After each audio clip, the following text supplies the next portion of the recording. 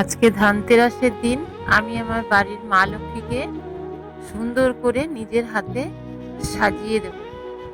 এই দেখো, আমি এই লাল টুকটুকে বেনারসি শাড়িটা, শাখা পলা গয়না আমি নিজের হাতে তৈরি করেছি।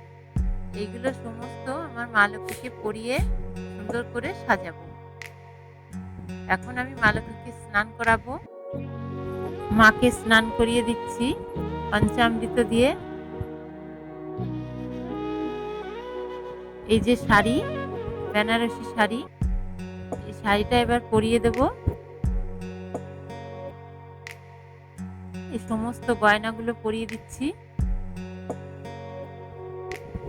দেখো, আমার মাকে সুন্দর করে সাজানো হয়ে গেছে। এই হলো আমার মায়ের ফাইনাল লুক। আজকে ধনতেরাসের দিন আমার এই টুকটুকে মা লক্ষ্মীকে তোমাদের কেমন লাগলো কমেন্ট করে অবশ্যই জানাবে।